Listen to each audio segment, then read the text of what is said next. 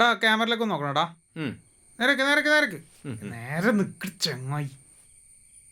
എടാ ഈ മങ്ങലായി മങ്ങലായി എല്ലാരോടും ഇങ്ങനെ പറയാൻ നിക്കണ്ട കേട്ടോ. ചിലപ്പോ ഉണ്ടല്ലോ ഈ മുടക്കാൻ നിൽക്കുന്ന കുറേ ടീമുണ്ട്. ശരിയാണ്, ഇത് കച്ചറൊന്നും ഇല്ലാണ്ട് കല്യാണം അങ്ങ് ഒന്ന് കഴിഞ്ഞാൽ മതി. പിന്നെ ഇതിന്റെ സേവ് ദ ഡേറ്റ് നമുക്ക് സെറ്റ് ആക്കണം. എങ്ങനാ? എല്ലാരും ഞെട്ടണം. അവണ നീയും ഓളും ഇങ്ങനെ ബൈക്കിൽ ഇങ്ങനെ സ്ലോ മോഷൻ. എന്റെ മനോരമ മൂത്തമ്മേന്റെ മോളല്ലേ അത്? എടാ അതെ അതെ, മനോരമയല്ല, വനിത വനിത. വനിതയായാലും മംഗളായാലും വരുന്നുണ്ട്. എടാ വരുന്നുണ്ട് വരുന്നുണ്ട്.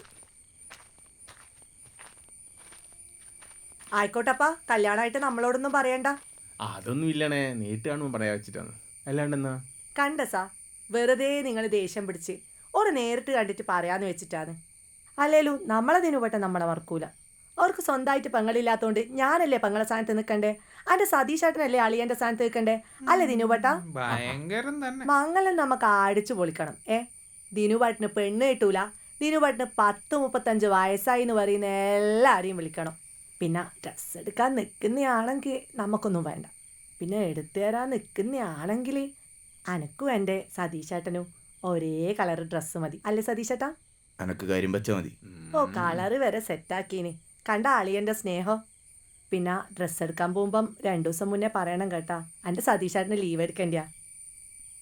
എന്നാ പിന്നെ നമ്മൾ ഓട്ടെ, ഒരു സിനിമക്ക് പോകാനുണ്ട്, കല്യാണത്തിന് കാണാം. വാ സതീശേട്ടാ. എന്താടി ഇത്? ഈ കുടുംബക്കാരെല്ലാം കൂടി എന്റെ ഫീസ് ഒരു ഇന്റെ ഒരു കിഡ്നി പൈസ ഇല്ലടാ.